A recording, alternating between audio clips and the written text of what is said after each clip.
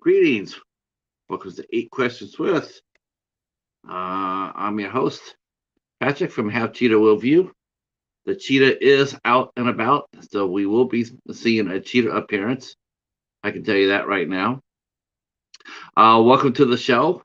We will be talking to today with Tim Hatch, actor Tim Hatch, who is he's a fine character actor, and he has worked on a lot of fun movies, including one film that's going to get a lot of attention this summer, and that is Amityville in Space. Um, yep, Mark Polonia and has struck gold with this one. He it's gotten national press. The trailer has been watched countless times. People are going to be really anxious to see it, and Tim Hatch is going to be one of the actors featured in it. So it's going to be a lot of fun. We'll talk to him about the idea and what it was like filming it. We'll also talk to him what's it like being one of Mark Polonia's troops of actors that he uses. They make a lot of fun movies. I know you guys hear me tease it a little bit, probably a little bit more than I probably. Well, no, I tease it. Okay, I'm owning it. But their movies are a lot of fun, and I've already talked to Jeff Kirkendall. I was a guest on House of Horrors, so I got to talk to Jeff Kirkendall, and we've also interviewed John Oak Dalton, who actually wrote the script for Noah's Shark, which is what I was watching last night, um, which also features Tim. So there's a lot of fun movies that he's popped up in, a lot of horror comedies, and that's a lot of fun. If you think about it, it's a lighthearted, they're low budget, but they all seem to be having a good time, and that's really what's important, I guess, at the end of the day, right? As long as you're having fun with what you're doing, and you try, you do try. Um, you might not have the most money, but you're gonna whatever you have, you're gonna put on the screen. And that's what I always look for. I can overlook anybody with no budget, with no budget, no budget, shoestring budget, however you want to call it. As a fan, as a moviegoer fan, I don't care about the money being spent. What I do care is that there's a good story and that whatever money you have, it goes on the screen. Um, as long as you tried your best and worked really hard at it, you know, you know what more can you ask? As a movie going fan. Um, so yeah, yesterday we had a roundtable yesterday. I want to thank my panelists that showed up for that. That was a lot of fun. We talked about a lot of subjects. If whether there's room in today's world for cult films to be made. We talked about talked a little Halloween, talked a little Scream. We talked a little Netflix. Talked a little bit about Wild Eye. You know, theaters. The theater's going to still be able to bounce back. I mean, we covered a multi list of topics, and yeah, check it out. It's on. I'm going to be filling it out a little bit more, but I want you to guys go ahead and take a look at that. And we were joined by Echo Zero and my good friend Brian Scuttle. He's a film critic, and our good friend Justin. Uh, the Adventures of Big Daddy J. He also joined us on panel, and we had a lot of fun. And I want to thank them for doing that. Uh, so it's a beautiful day here in Michigan. It's like the third day in a row that it's been really nice. It says mostly cloudy, but not where I'm at. So it's 54 degrees. So it's a nice day here.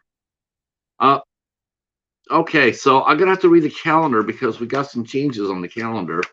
So I just wanted to let you guys know this. Okay. So calendar. Okay. All right, so today we have Tim Hatch will be here with us, and he'll be here with us in about 10 minutes or so. And then Sunday we are going back to Al Lucard's channel for our Friday the 13th series. We are picking up with Friday the 13th Part 8. Freddy Takes New York.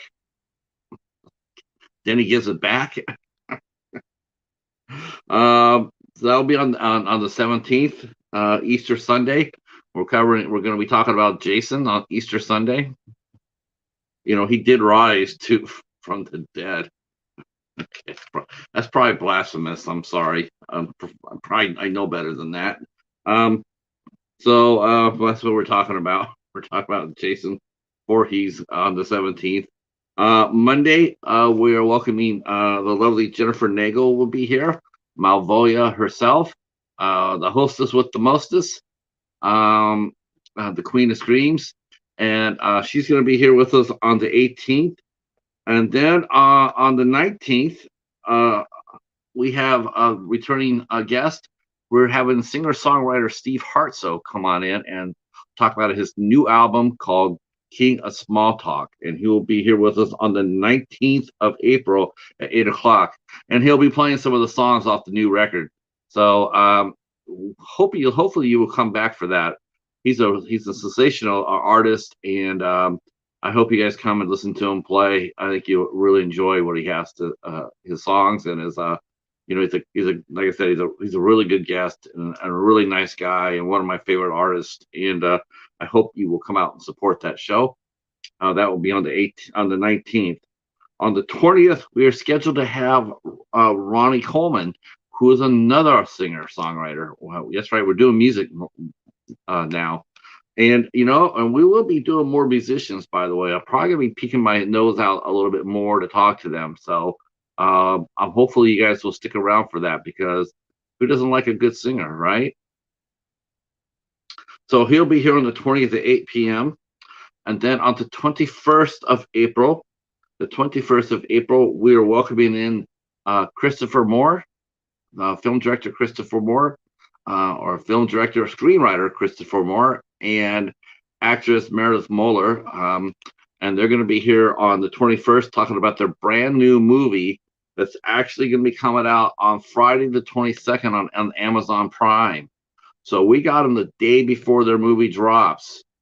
That's a pretty damn exciting thing to get, if you ask me. And in fact, this thing is so huge that I couldn't do this show by myself. I couldn't do the show with just me and the Cheetah. We had to tap our bullpen. We had to bribe him with Skyline chili and hot dogs. But our good friend Josh Hobbs from Hobbs Horror will be with us to co-host the show. And that will be on the 21st at 8 p.m. So it's me and Hobbs are interviewing Christopher Moore and Meredith Moeller. So we hope that you'll come and support that show. And then on the 24th sees us once again heading back to my channel for Jason Goes to Hell.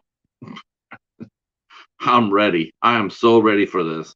And after that, we'll be taking a 2-week break before we end up with our Friday the 13th series.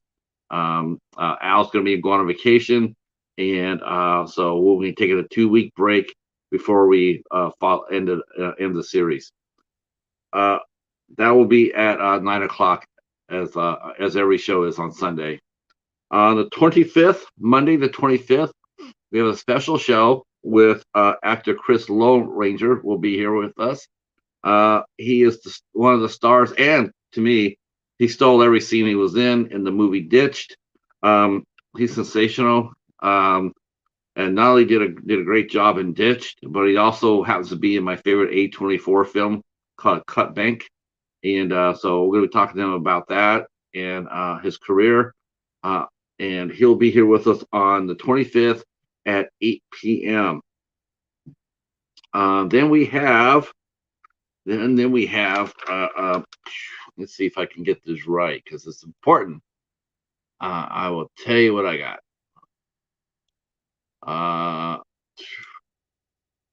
Hold on. Okay. So we have studio head Josh DeForge will be here with us. Running Scared Motion Picture Studio. He'll be here with us on the 26th. On the 27th, we have actress Angel Bradford will be here at 8 o'clock. Big news. I hope this stays because this is big news, and I'm breaking it now. But we are so excited to talk to Angel so much because she is actually going to be in Shark Exorcist 2. Hell yeah. That's what I'm talking about. That's one of our favorite movies that we watched and reviewed, and we also interviewed one of the actors in it, and who also was a producer, and Elaine Harrington. So now we're going to be talking to Angel Bradford about that and many other films. And then to close out the month, on April 28th, we have documentary filmmaker Emiko C. Music. So she will be here to talk about some serious stuff, some documentary filmmaking, which is always very interesting to me, and I hope it is to you. And that will conclude our April.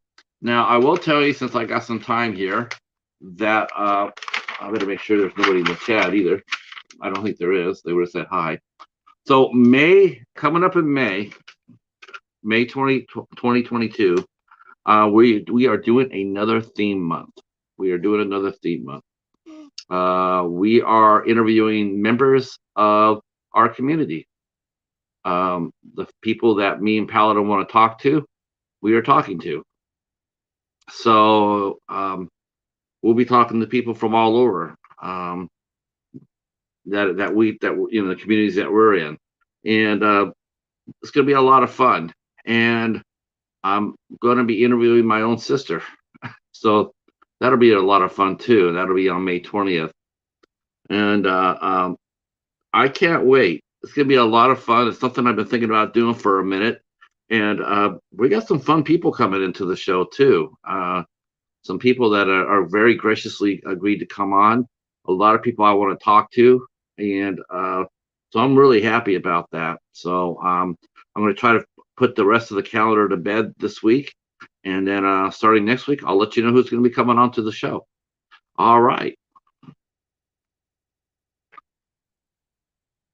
Okay, I think I froze. I did.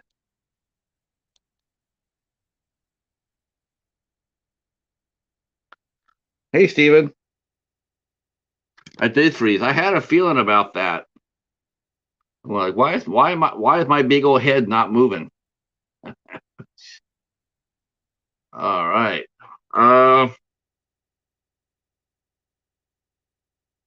So did you get to did you yeah, on my phone I froze there. So I had a feeling I wasn't watching the chat, so I had a feeling though. I said, you know what, someone would be here by now. So glad you're here, Steven. Glad you're here. Now I'm looking forward to talking to Tim. Tim, he's got a great resume. His body of work is a lot of fun. The only thing is, I was not able to finish Noah's Shark, but I did see half of it. I'll finish out the other half. That was a lot of fun. Very funny. That movie was funny. There were some really good lines in that movie. John Oak Dalton was bringing the noise, made me laugh. And our good friend Jeff Kirkendall was in there. Hey, there he is.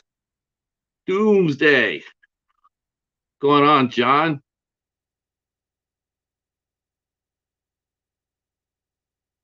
No, that's cool. No, you know what? I'm up for a good talk today. You know what? If he wants to come out and chill out with us and talk, I'm gonna let him. We're gonna let it run. Yeah, why not? Speaking of that, right on cue. So here he is, fresh from Amityville in Space, Tim Hatch.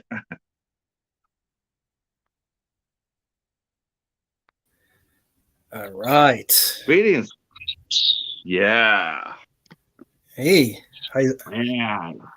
See, I had you coming in from space for this. Mm-hmm. I Yeah. appreciate Yeah. that. I was able to just make it. I almost missed the flight, though. It happens sometimes. Now, I got to ask you a question. Are you ready for this summer? I mean, this might be the biggest publicity that you've seen yet in your career, right? I mean, definitely it is for Mark. um, yeah, yeah.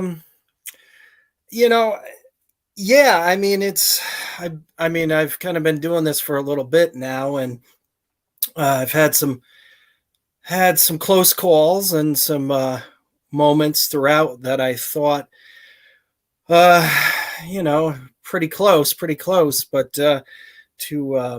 really getting in the door. But I think we're getting there. This I don't know. It's been weird lately. I think a lot of things are a lot of um, waves and wavelengths and stuff, but uh, it's just hanging in there. Things come along as you just keep grinding, I guess, and the ride goes up and down like a merry-go-round. Right. Yeah. Just make sure you don't jump on a unicorn when you do that, though. Yeah, got to watch out for those. They can. Yeah, they get a little grumpy if you get dirty hands on them. Sure do. But hey, if nowadays everybody wants to be one of them, so. Yeah, I don't know. If you can be something, be a unicorn. They know the unicorns that we know. That's for sure. Yeah. I mean, the unicorn. I think we're talking about our good friend Duke. That guy's a freak show, man. Duke is a freak, and in all the good way, positive ways. Man, I'm glad you're here. I watched. I watched. I got to watch because I'll be honest with you, I had to rest my eyes because I was watching Noah's Shark, and I got about halfway through it, but my eyes were just freaking burning like hell. Okay. Yeah, I mean, I brought it upon myself. Okay. I ended up watching my first Dustin Ferguson movie called Blood Claws. Okay. And, my eyes were fucked up after that. So. yeah, he's got some interesting work. Have you ever met Dustin Ferguson in person yet? I don't think I have. I'm aware of most, well, not all of his work, but I'm aware of his work, and I haven't worked with him yet. Who knows? But I know he kind of runs in similar circles, and I've worked with quite a few of some of his comrades and affiliates and stuff and different things. But no, I haven't. I don't think I've met him just yet. Maybe at a convention, but maybe another time. But it doesn't ring a bell at the moment. But I am aware of him and he's chipping away and getting a lot of stuff out there, and it's ambitious. You are the nicest guy. Well, you are the nicest guy. I respect that. I think that's very kind. No, I sincerely do. I wish I could actually be that way sometimes, but sometimes when like I watch a movie like Blood Claws, but I did watch Noah's Shark, and I laughed my ass off. I laughed my ass off. That was funny. John Old Dalton was on point. Yes, John does a good job with many of those. Noah's Shark. That was a hoot. A good shoot. Yes. John does write some clever stuff and a very humorous and tongue in cheek, and I love. Everybody was good. I mean, you said you only watched like half of it or something. I watched half of it. I've seen his other. I've seen some of his other work. Okay. All right. So, but anyways, like Mark's in there, of course. He's Right. got like a supporting part. But I think some of the standouts, obviously, besides obviously Jeff Kirkendall, I thought Ryan Dalton and also Jamie Morgan, um, they are they're in their element there. Yeah. I mean, Ryan is he's a crack up and a sweet dude and hard worker and uh, just a pleasure to work with. But he cracks me up in that movie. He's done many other things, and he's really good at comedy. Uh, Yeah. This one had a lot of comedy in it. I was really impressed with that because I mean it's hard to do horror comedy and do it right. It really is. It's not. That's not. It's easy to do comedy. It's easy to do horror, but it's a hell of a hard time to do horror comedy.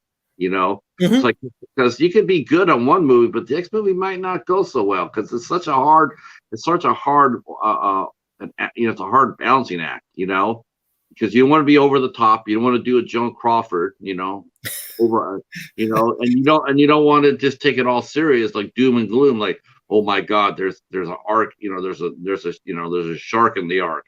And then, it'd be like, you don't want to be that either. You want to have No, a no, nice. no. It's well, I want to in a minute or two. I want to spin off of that doom and gloom statement that you made, but we'll get to that in a quick minute or two. But just to stay on this original or first conversation, yeah, Mark's John Dalton as well as obviously Mark's films, for the most part, as of late, are very just fun popcorn movies. I it's yeah, I mean, I that's the thing is like probably a couple movies in with Mark, I finally really started to just have fun with his work. I've been noticing some reviews lately, or a lot of people also catching up on that or respecting that's what we're intending to do. And so when I come into actually a lot of these more recent projects that I've been doing, I try to just have a good time, try to have fun. Um, Not real. I mean, I give it my all, of course, because I want to be asked back again, of course, for anything, but as any actor or work or artist. But I try not to, or I mean, with Mark's stuff and the way that the scripts are written, they're very they're just fun. They're easy to just have just toy with them, like as if like I mean, I know like Jim Carrey's always really silly in most of his stuff, and then, I mean, even Jim Carrey kind of does like a Shatner thing, and just be really like, just not so intense, but I mean, take it, like be believable in the moments, but at the same time, I've been able to just really engulf in just the lightheartedness of it and not really take it as I'm doing Othello or, and obviously no disrespect to Mark or other directors that I'm working with, but the work we're doing is to be enjoyed and not, we're not all really trying to win Oscars or anything right this second, I guess. But I mean, for a tearjerker or something, but we're all just having fun with having Making movies. there's a lot of this new mediums and stuff, and it's more flexible. Uh, yeah, I mean, because it's like we're talking about serious for I watched John's film, The Girl in the Crawl Space, Yep. and that's a really good example of. I mean, there were a couple of lighthearted moments in it, but the movie itself is serious. It's a serious subject, and he treated it as a mystery, and it worked. It really did. Right. It does happen. I just meant more like in terms of like what Mark's genre lately is, or if Polonia films is, he's very, future, horror, tongue in cheek. I mean, just, but yes, back to John's work. Yeah, I mean, as far as his directorial efforts, they've been a little more darker, or straightforward, or a more of a serious tone, I guess, to some degree. I think that I mean, And he did a great job with a bunch of those. He's done a nice job. He's gone a really, long way with them too. Yeah, he's a fine writer. He's a fine writer. I was really, my own, and me and Steven were talking about this, and our only complaint about that movie was it was too short. It needed another 15, 20 minutes. That was really? Wow. Yeah. Wow. That was my big complaint. It was too short. It was like we needed these like that happens sometimes. Yeah, I'm surprised. Yeah. Wow. Wow, that's great. That's great. Yeah. There's sometimes that I've seen a project or two there that I was surprised, because sometimes you want a little less to kind of there's sometimes that works too. But yeah, that's great. That's great. Yeah, and then I noticed with a lot of the projects have been popping up in different venues, and 1 minute they're in one place and then they're in another spot. But I've seen that John's stuff has is making the rounds pretty well. So I mean, well, before we well, first of all, I should circle back around, because and basically ask the one question I always ask is, where were you born and raised at?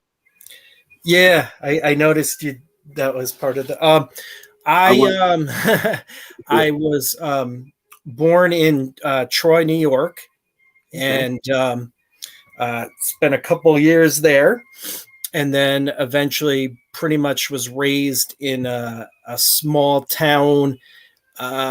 It's like on the cusp of two different places, Brunswick and another place called Cropseyville.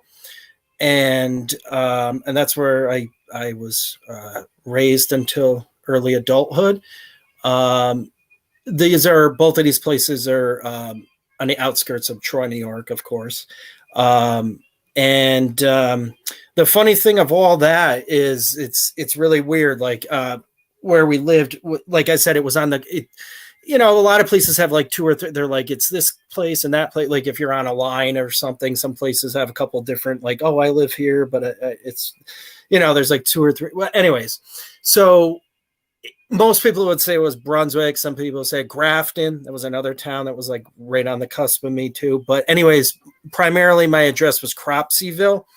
And growing up, I was, I always have like an awkward life, even to this very minute, being an artist and an outsider to the world, or look around, you know what I mean? Like a kind of a rebel kind of person, I guess, or different. I had a lot of issues in my early days, like every young person or adult or young adult or whatever, with different things like sort of my name a little bit, everything's awkward. You grow, or just anything, or whoever you are, you're always like, I wish my ears weren't so, loopy here, and my tooth wasn't so one way, but whatever. So the town of Cropseyville, which has had its share of moments. The specific place where I did live, it's not only famous because of me, or soon to be, but there's other people that have cashed in, or some other affiliates or friends of mine from low places that also are proud of where they came from. So anyways, so for the longest time, I had a lot of people, like if I went somewhere and they'd be like, oh, where are you from? And people make fun of it, or they'd be like, say things like Cropseyville, or what's Cropsey, all that kind of stuff. And I'm sometimes I'm a little slow to the uptake in things. Sometimes I don't know what it is. I mean, I'm not completely out of it, as you can tell, but sometimes I don't catch the drift on some things. And so in a little bit of recenter times, I come to find out that the cropsy thing or whatnot or whatever is part of horror myth or horror stories and things, or that there wasn't there like a monster that was John Cropsey or something in a horror story a long time ago or something, or and it's been, I mean, there was I seen some other things recently with the title and all that, but anyway, so after a while I was like, all right, maybe there's a connection to all this. So, and so that's about it. I'll stop on that, but now I'm proud of it, or it's kind of cool. Like, now it's not me. I'm like, yeah, well, it meant that I was going to be in horror movies or horror writing or something. I when you're saying that, I'm hearing your answer, and we talked a little bit before the show, and you mentioned how you enjoyed watching the interview with Caleb, and I'm hearing your answer here, and I can understand that a little bit better. I think you had a lot of things maybe in common with him a little bit. Sure. I get that. Yeah. But the fact is that you survived. You survived. You as far as your bumps go. And then you also decided you want to become an artist, and so you started taking your first steps, and I always admire anybody to do that. It's like, you have to take a first step in every journey. Every journey starts with that one step forward. It's it's not never backwards. You got to go forward in order for it to be a journey. Somehow, yeah. So I mean, now when you were, how old were you when you first got into it? As far as this is something you wanted to do, and how did you take steps to ensure that happened for you? Did you go to class? Did you join a theater group?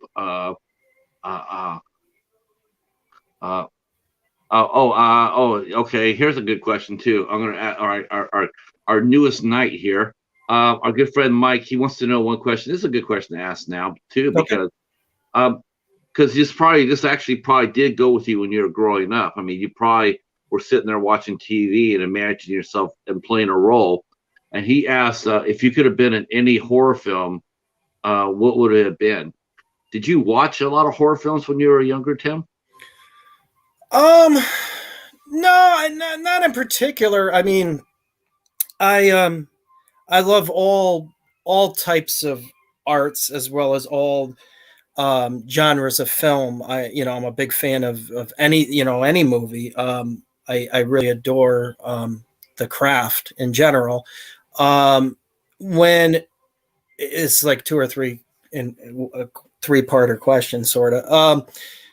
Let's see. When I was younger, no, I mean, I was kind of freaked out by some of it. Some of it I liked better than others, but some of it really freaked me out. I know, real quick, like I know, like Jeff Kirkendall, of course, as many know, is one of my collaborators on many, many things, and we go way back and all that, blah blah blah. And I'm sure we'll bring him up at some point again. He always kind of talks about he really liked Nightmare on Elm Street, and that kind of really got him thinking about the field and stuff like that. But with me, I was kind of freaked out by especially the Freddy Krueger thing or whatnot. I mean, I admire the work and all those people of Philly, what they've done. They've all left a major place in the field, and there's still some of them are going very strong. But anyways, I was freaked out by that. I think I really enjoyed a lot of the stuff that general people, I guess, sort of my age or whatnot. A lot of the, Spielberg or George Lucas mainstreamy kind of stuff. But I always liked adventure like Goonies, or I think there was one. What was the one where there was like I think it was Ethan Hawke as a kid, Explorers or something. Ethan Hawke when he was real young. A lot of that, like Mac and Me and Star Guy or Starman. A lot of that, like just very fantasy Hollywood stuff. And my eras or whatnot was VCRs and drive-ins, and I know we're still a lot of that going on. But it was, What- you know, it's typical Hollywood, you know. But then you'd see a lot of indie stuff, you know, more at like a your local mom and pop video store or something like that, and some of that would catch my eye. One of the things that one project or one movie or whatnot, and I know many people bring this up a lot, and I've heard it even in the House movies. You remember some of the House 2 and the second chapter and all that? They were like in the I think Canon or somebody brought them out, and or one of those more in between. I think honestly, New Line brought the first one out. Yeah, probably. Yeah, the one, you know, and they did a 2 or 3 or like 4 eventually video ones, and I think one was on cable or something. But anyways, those movies were kind of similar to like maybe a little bit of Stephen King or somewhat in a way where it was, you know, horror, but more like adventure and comedy and more just the overall fantasy experience. And I really liked those movies. And they were kind of, if you were on a, you know, if you were really freaked out by stuff, they would definitely creep you out. But I really adored those movies in spite of kind of being timid to the darker stuff. But those movies are great and classics, and people bring them up all the time. Just, I mean, they're really, you know, with George Wendt in one of them, and the dude that was in Greatest American Hero, or what's his name there? William Catt. Yes, yes, he's a legend. That's a good example of a good horror comedy too. You know, being right down the middle. You know, not too heavy, but not too dark. You know, not too, you know, not belly laughs, but not doom and gloom either. You know, it was nice. There's a lot of fun lines and actions, and so that was actually, you know, I mean, you know, for as far as horror comedy goes, House did a really nice job with that. I mean, you know, not scary, you know, not really scary too much, you know, unless we're, you know, really young. So, you know, that would be a, you know, I saw that movie when it came out on cable. I liked it. I thought it was all right. Yeah, I think I like the second. It's hard to. I like the second one a lot, but the first one was great too, as far as those. Yeah, I think that I liked what the second one because of the ghost town kind of vibe.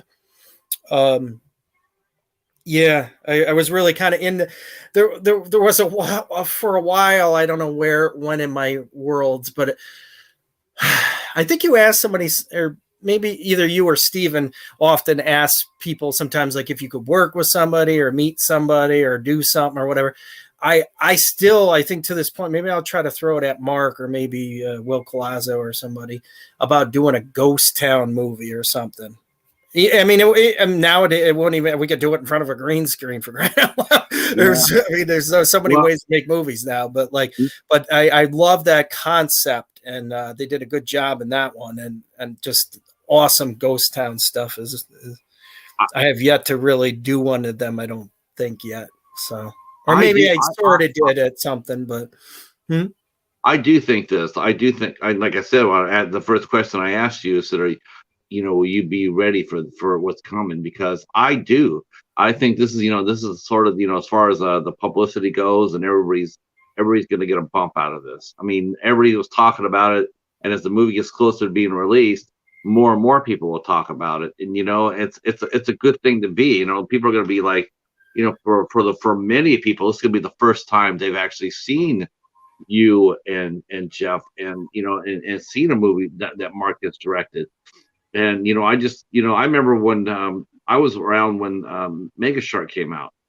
Oh my, you know, it was just absolutely insane. And then the Sharknado movies, it was absolutely insane. You know, those movies broke a lot of people. You know, they helped them get them up, and their careers went up. Asylum became a household name because of it. And I think that's what's going to happen here. I think this. I really do. I think I know. I think Jeff. When I first saw some of Mark's stuff, I kind of felt that it was, that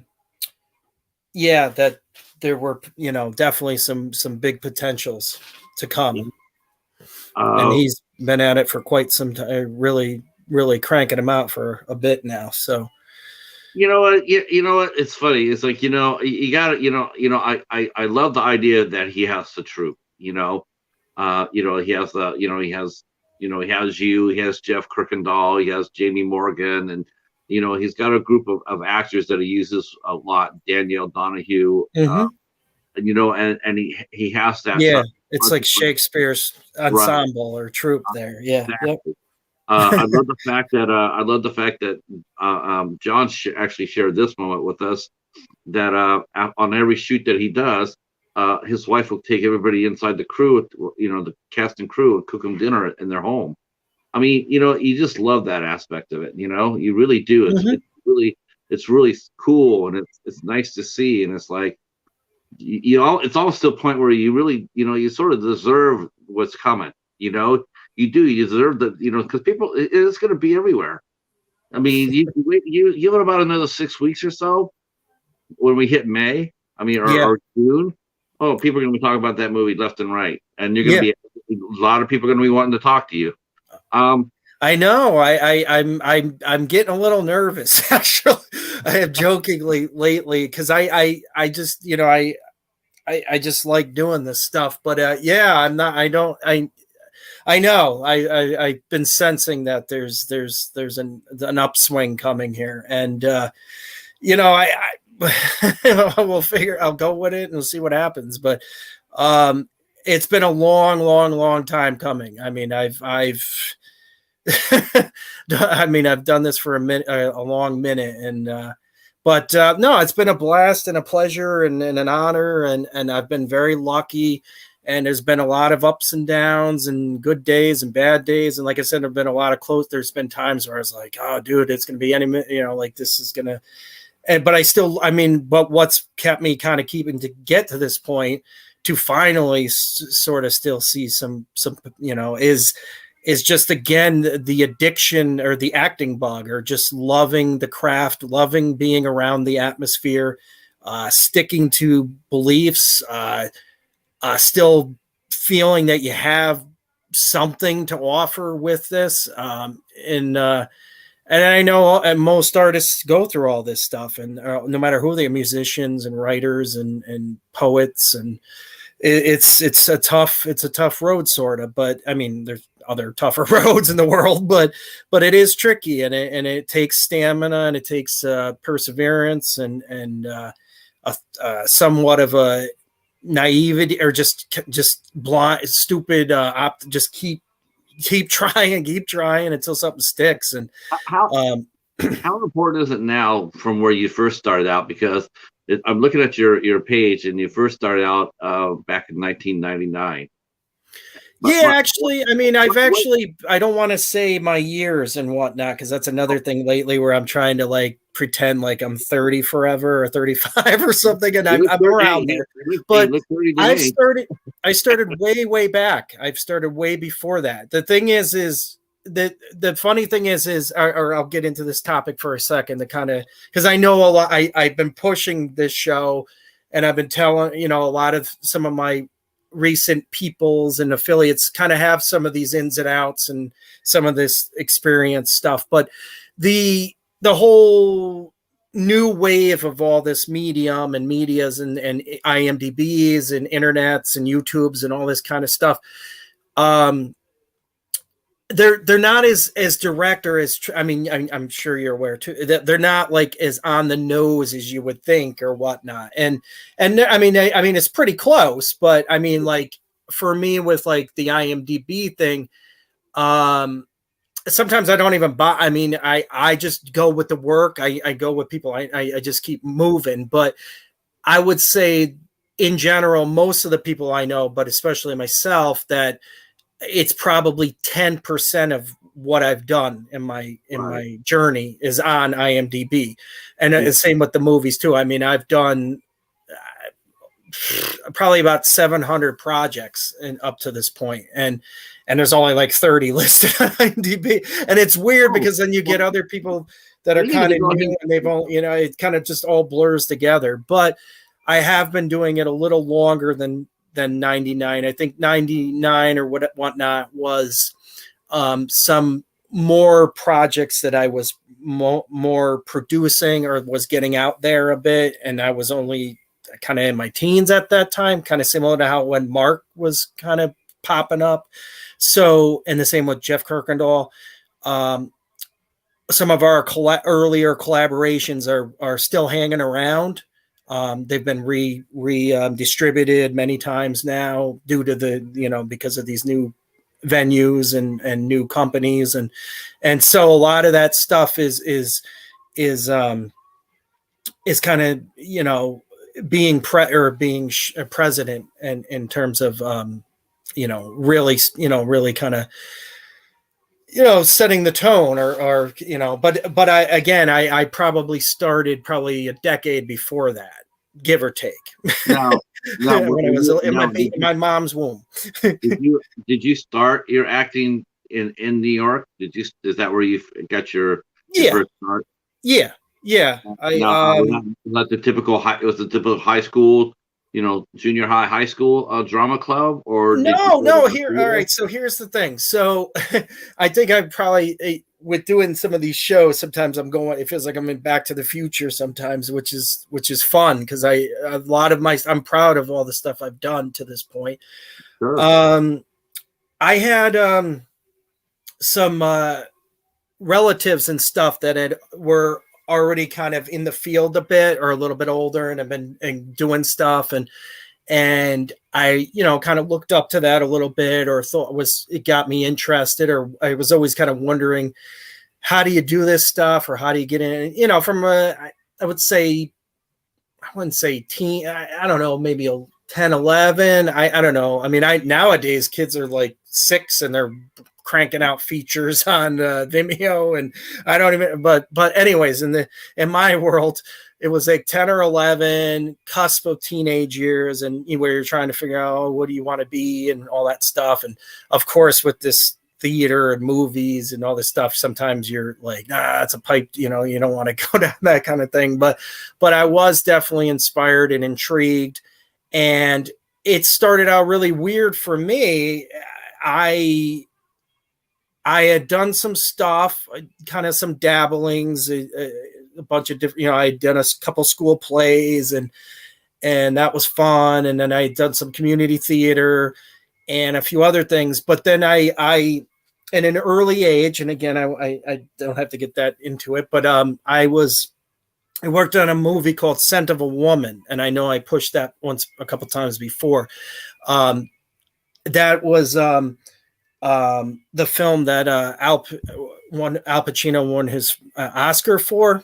And they shot in basically at the outskirts, Brunswick, basically. It was my hometown there, at a school called Emma Willard, which has been in many films like The Emperor's Club and a few others, but Scent of a Woman, of course. And they're all, most of these movies have done pretty well for themselves. But anyway, Scent of a Woman came to town, and I was kind of, I was definitely interested, but I didn't really know. I went to a calling, and it was kind of rocky, and somehow it didn't happen, but maybe I brought a friend or something. I don't even know. And then later on, they were still looking, and the friend was like, I don't know why you didn't get a call, but you can come with me, and they just show up and fill out the paperwork, and you should be good to go. And so that turned out to be like a 2-week shoot. I think they shot the movie over 3 months, but I as far as my being on that, was about 2 weeks, and it was like a week at the tail end of 91 or something, like around the holidays. And then they came back to do some reshoots in March, the couple months later there, and I did another week, because they dug up some people, and they were like, who, anybody that was in it, come back. And in that movie, that's been on many sites still, and there was a time when it was on Prime a little while ago, and you can definitely probably a dozen spots, like if I paused it, or I tell you guys, like, oh, look at a number 3 minutes in, you'll see me standing behind Al Pacino in this one shot, and you can see me plain as day, but obviously I'm a little baby walking around with my naps, so but that was huge. That was crazy, because that's like, again, that's like hitting, like, again, nothing happens like this. I mean, like, it's not that, like, I was like, wow, dude, like, this is humongous. I mean, that was a humongous movie at the time. Yeah, Still, a lot of people quote it with him saying "hoo-wah" and all that stuff. You know, "hoo-wah." You know, the part that gets me is the fact that you said you had a 3-month shoot. You don't see that very often, do you? No, well, that was how. I mean, that's Hollywood and old. I mean, that's straight for. I mean, now, I mean, there's so many different levels of that. But, or I mean, an independent movie now is like a week or two. But like, but that was a mainstream big time Hollywood in you know, a bit ago, and those shoots were definitely like 2 to 3 months. I mean, nowadays that film now would probably be maybe 6 weeks, but I mean, but even with Al Pacino in it, but still, I mean, it was him, it was Chris O'Donnell, who's done tremendous stuff, Philip Seymour Hoffman, the late James Rebhorn. There's a few other people that were supporting parts that have done some great things as well. Gabriel Anwar, whatever. So, I mean, I got to see a bunch of those people on set. And at the time, I just knew it was Al Pacino. I mean, Chris O'Donnell like exploded after that movie. So it was like, who's this Chris O'Donnell? He'd been in like one thing or whatever. And like, oh, he's kind of up and coming. But he's been huge ever since. But Al Pacino, you know. So anyways, and then him to win the Oscar for that too. I mean, and the movie was I think it won Best Picture too. I mean, so I mean, here we are. I mean, so I've been a part of an Oscar-winning film. So yeah. I have been a part of. It was my first movie too. So well, you know what? I mean, that's something. You know, that's something that people should know about. I mean, that's a great story, and I think you should. You know, as far as I'm concerned, I would tell everybody. And then some people are like, "Really? No, come on, dude." I'm like, I would tell everybody, you know, who's done anything, no matter how small it is. But if you worked on a film, I you know, put it up. Mm-hmm. I don't care if you're a transportation captain. I don't care if you're a you know, a gaff. Yeah. You know, I don't care. If you worked on it, you get yourself some credit for it. Yeah, and you could see me in it. Like we should be watching it right now and like skimming through and showing me as when I was a little baby. But yeah, it was tremendous. And at that time there were a lot of movies being shot around here and in upstate New York, and and now because of all this, you know, burst again of the medias, you know, filmmaking is everywhere now. I mean, it's all over the place. But are you still based in New York, or are you? I'm still right now at the moment. Technically, my address is in the proximities of where I was born and raised. No, you know, it's all good. I have ventured out at times. I did live in Manhattan for about 5 years. I was just down there about a week or so ago, and we'll talk about that in a minute. I lived on, and this is, again, part of my history and whatnot. I lived in Christopher Street in Manhattan for about 5 years. And that's another place that is humongous, just a legendary location. I mean, I lived basically blocks from many landmarks and other things and whatnot and whatever. But yes, I lived in Manhattan for a bit, and also I was lived in LA for a little bit. But that when I lived in LA for the little bit, you know, I because I'm from the East Coast, I felt, you know, a lot of my family and stuff was more out this way, or the surroundings that I knew. So I figured it would, you know, I'd probably stick around the East Coast to live for what it's worth. But you know, but I've ventured to a lot of the places that are known for being an actor or a film artist or whatnot, or all the typical places that people say, go to Hollywood and make it and all that stuff and whatnot. And, you know, those places have their place in the world. And, but yeah, but anyway, so I was in Manhattan for a bit, and then I kind of ventured back up this way. But you know, I like I like to be versatile. I love all walks of the world, and it's fun for me to be able to kind of go fishing, and then go down to the city and act in a movie, and then come back out and go four-wheeling with some buddies, or and just kind of get a break from both, or the best of both worlds. Where did I mean, as far as the versatility goes, now, is this something you develop that when you're learning your craft, when you're learning to become an actor, or was this something that came to you as you got, we teach projects you did, you learned more and more things. And what was it like for you to bounce out to Los Angeles? What was it like? I'm sure it was a culture shock. Well, no, I mean, all places have their ins and outs and ups and downs, and I've been out that way probably a handful of times in my time, and besides living there for a bit, but it's everything is different. I mean, it's like, again, like I said, it's just like everything is there's different.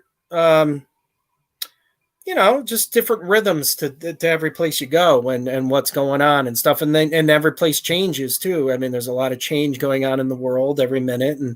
And so some things may not, I mean, like anywhere you are, it could be something totally different in 10 years. Lately, it's just like things constantly change. And so that's interesting. But LA, when I was out there, I saw the some of the good things of it and some of the bad things of it, but it's part of its history, and LA is fun. LA is a fun place. It's beautiful in where it's beautiful, and then there's some rugged spots too, but like any place, but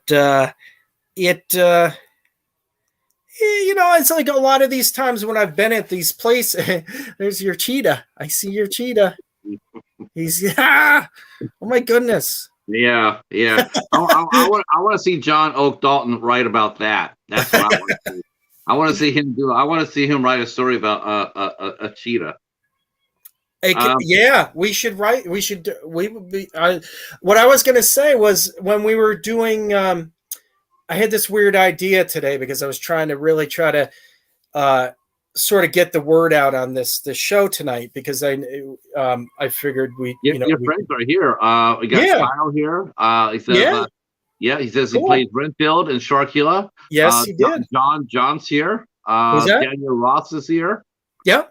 Yeah. So he definitely brought. And Mr. Bones wants to know if you have a YouTube channel. Who is it that asked? Mr. Bones. He wants to know if you have a YouTube channel. We're trying to run your socials as we talk. It's the weirdest thing with all this stuff. I am the odd man out in everything in the world and in life and in this stuff too. I don't have all that stuff that most people like. I hear that a lot lately too, and other people keep bringing up a lot of these things. And it's weird because maybe even Mark Polonia too. I mean, I'm not going to, get into him every little detail, but even him too, I think he kind of marches to his own drum beat too. And the thing is I think I have a YouTube page, and there's probably a handful of little odds and end videos on it, but it was from a couple of years ago now, just for something to do. But a lot of if we want to talk about YouTube stuff, I have tons of stuff on YouTube in terms of even this, all my stuff is a part of other people's stuff. If you say Will Colazzo Jr., he's got a site and a couple other sites, plus he's making killer movies, and so my stuff, I pop up in his behind the scenes stuff, and then I'm in his interview.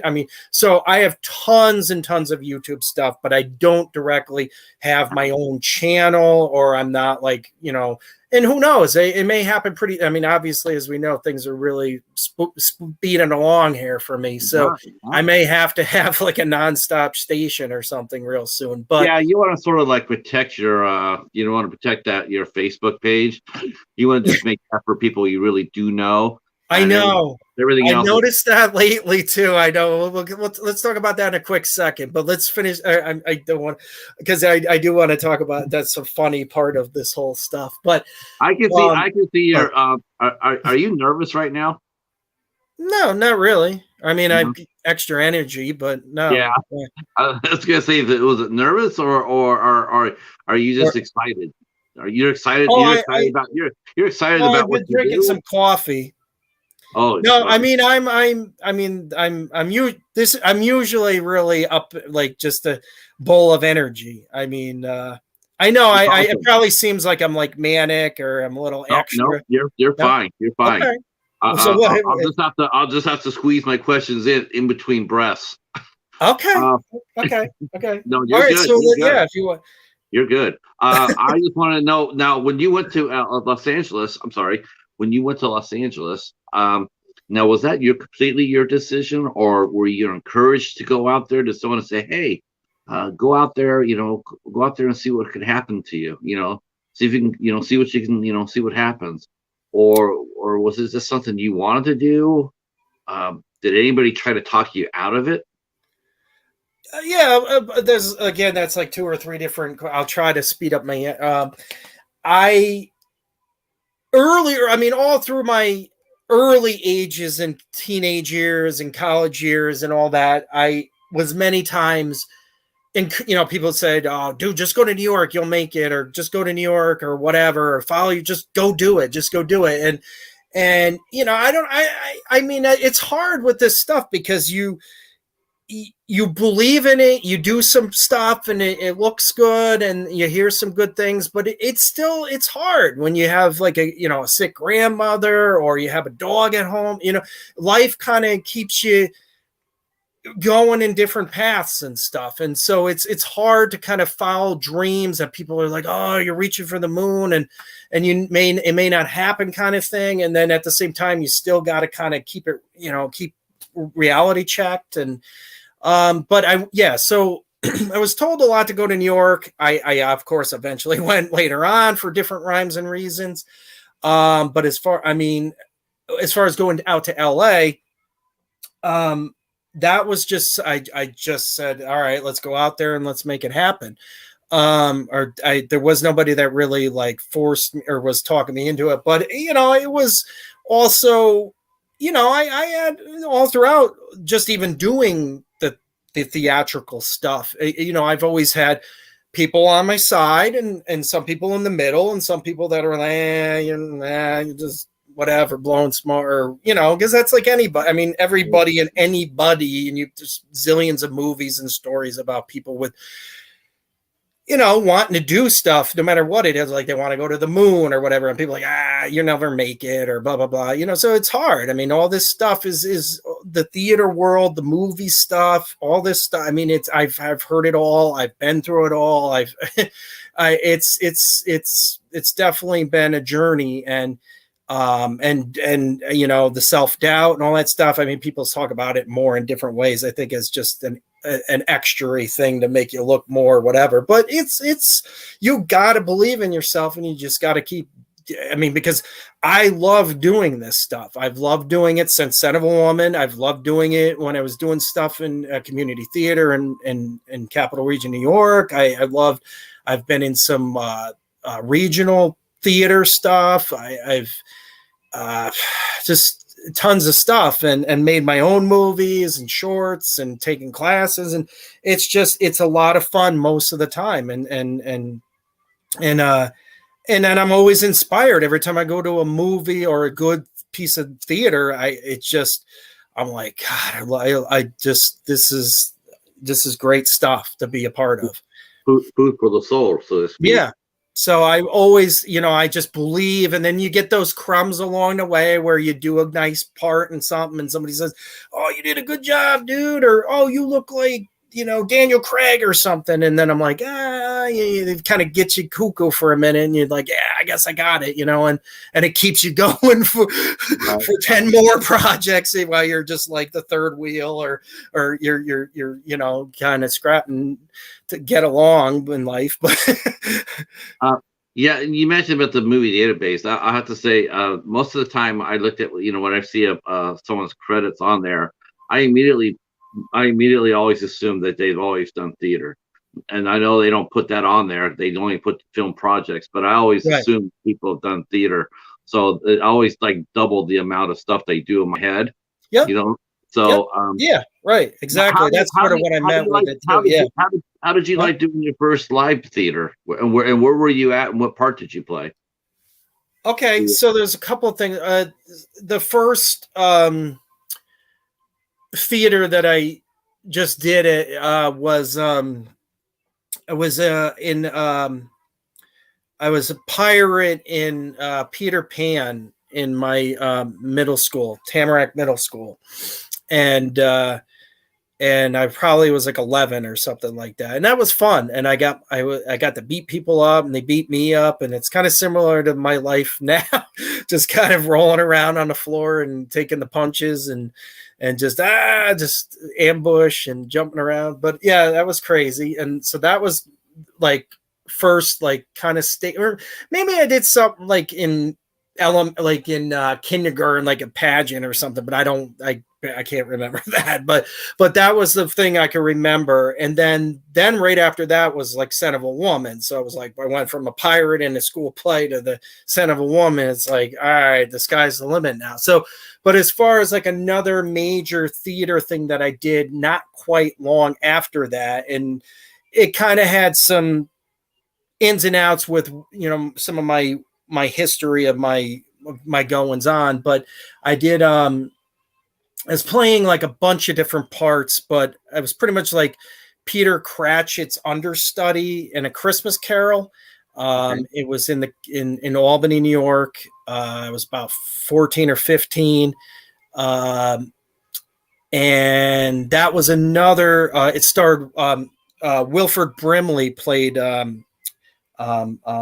Scrooge, which Ah, is huge. Again, it was like my like third theater thing, sort of, and it's Wilford Brimley as Scrooge, and I got paid a little bit, and I was the understudy to the main kid in it, and then I played like a handful of other odds and ends, like his buddy for a couple of lines, and I was like a ghost, and then I danced, and it was just crazy, and it was again another piece of my again this early taste of this stuff that again I got very lucky, or I knew people, and some of these faces popped up at other times in my life in different venues, and but again that was another time again where I was kind of on this like that was actually probably the early possible takeoff, and that was my early teens, and that I was I was just on a roll with some things, and they were bouncing off of each other, and it just was like, and that was another one. I was in some of the commercials, and they kept that show going for a little while, and I think John Astin played Scrooge at one part, and then another kid there's a I didn't return at some point. I think they eventually did a tour, and the kid that sort of replaced my part it's just like there's all these 7 degrees and 6 degrees of Kevin Bacon stuff, and he took up my part, and I guess on the tour, and I eventually ran into him in college, but I sort of knew him but didn't know, I don't know. And then now he's also like a big time actor now, like really big Hollywood stuff. so I mean we're kind of we're moving and grooving here, but yeah, I don't like to try to give out too many names and stuff because of their personal business too. But it was again, it's just a lot of these like but I've been very lucky and with a lot of stuff, and so I don't what the ride takes you where you learn different things, and but yeah, so that was that was the first major theater thing I did, probably how do one you of the like biggest. how do you like auditioning, and how do you approach it? Well, the audition thing, to be honest, I haven't auditioned in quite some time, give or take. I sort of didn't care for it. And that's kind of why I'm where I'm at now. I didn't care for auditioning way early. But it was never I mean, it wasn't like, oh my God, like going to the dentist or anything. It was, whatever. But I got frustrated with the process, and I've always kind of been frustrated with it. And now it's like a whole different weird thing now with that, which maybe I'll bring up later. But you don't have to audition now for Mark. No, that's what I mean. Like, but not just with me, but holding auditions for other people if I'm making a film or something. It's just a different world now. But when I auditioned, it was no big deal, but I just was frustrated. I think a lot of actors don't like auditioning. I wasn't a big fan of it either. So then what happened was, because of that, and because I got frustrated with a lot of, being close, or I just don't like other people controlling my destiny, maybe is the word. But again, we live in a world where there's zillions of things that can do that to your world. I don't, I've heard people mention that before, but it's like they're really not. If you really think about it, they're not really controlling anybody, because they're, because you're there because you want to be there, not because not because they told you to be there. Yeah. So whatever you do, that's your destiny. You control that. Right. You're right. Or it's beyond their control too. But what I meant is like, I meant like having somebody else, say they, like if I want a part and it's up to somebody else to pick me for the part. So anyways, since that, which was early on with my aggravation with that's when I was like, I'm going to just start making my own dang movies. And, to kind of get myself out there, but also to get the part, or to write my own cool parts, or to say, look, this is what we're going to do here. And I started doing that really early too, early teens. Like a lot of like Mark and many other filmmakers that have ventured long ways. I just was trying to take the bull by the horns. And so I really haven't had to audition a ton since that. So, but now, and then like what we've been saying a couple of times now, I who knows what's next, but I as far as me auditioning, I think we're good. I think we're all set now. Unless you want to see me try something, or try some improv or something, but it could be something like that though. If you think about it, if a real big thing, or something. If it pops right, and people watch the movie and they go like, okay, and they go out and they start reaching for some of the players in your troupe. They might go ahead and say, hey, we liked what you did in Amityville and everything else, and we want you to come on, come out and audition for a part with us for our new movie. Yeah, no problem. Or I'll do a Zoom audition or whatever. Yeah, sure. I mean, that could be pretty exciting. I mean, that's the goal. No, right? I absolutely down for. I didn't mean it like I wasn't. Like I'm just saying, like my point now, and not just with me, but other people too. And I encourage it, is I've seen so much in the recent bit of time of people really doing this stuff and really making efforts. And if they really want to do this stuff, I've seen it happen. And it inspires me and encourages me to watch fellow people that I know, or people that somebody I know who knows somebody, winning these awards in different places, and making, trying to make their dreams happen too. And it does encourage me. And why so I think you said in Caleb's show the other night or whatnot, you were talking about how you enjoy watching people blossom, or people come out of, and I get that same kind of inspiration too. I not just, I mean, I like doing this stuff myself, of course, but I love to watch. I'm addicted to watching other people. I want to see people that I work like, oh wow, that's cool. Like, I'm supportive. I like encouraging others. I like to see other people. I like to see what comes of things. This is an era of potential, there's a lot of, there's some funky stuff in the universe right now, but as we all know, but Right. unfortunately at times, but in general, as far as like this movie stuff and some of this media, and there's some excitement, and there's some exciting things happening. It's promising. Who did you meet first? Did you meet Jeff Kirkendall first, or did you meet the Polonia brothers first? No. I knew Jeff originally, and that's kind of how this sort of happened. Sort of. All right, so we'll go down this route for a minute. I have known. Well, Jeff also lives in proximities of me in upstate New York, so we him and I were kind of doing the same things at the same time in upstate New York, and we were kind of hitting and missing, and we were on projects, but on different days and all this kind of jazz. But this is way back. This is back in the dinosaur age. So, and eventually at some point I was making a bigger project of my own. I would say it was probably my splatter farm, I guess, at the time. And I put out an ad or something in the local arts paper, and Jeff answered to it. But then I think I had sort of met him at something, or we were both in a movie called Shadow Tracker by Joe Bignardi, who's also a Capital Region filmmaker, director, etc. We were in that film, but again, I think we met briefly, and it just went. But then, like weeks later, I was doing my film, and Jeff was doing his first feature too, which is kind of more.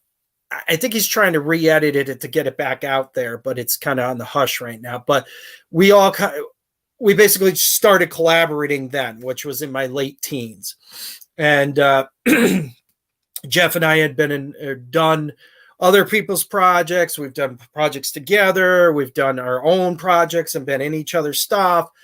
And we've kept in touch because we've had some good experiences and whatnot. And as we know, it's obviously continued. And I wouldn't say we're like definitively like a Matt Damon, Ben Affleck bromance or anything, but we've been significant to each other's lives and careers as far as the film industry goes. And it's funny. It's sometimes I'm always wondering, like, it makes you wonder sometimes with all of it. But so we did a ton of stuff. And then about a decade ago, Jeff also worked at the Albany Museum, which does a lot of events and stuff like that. And they were doing a lot of film festivals, and they still do.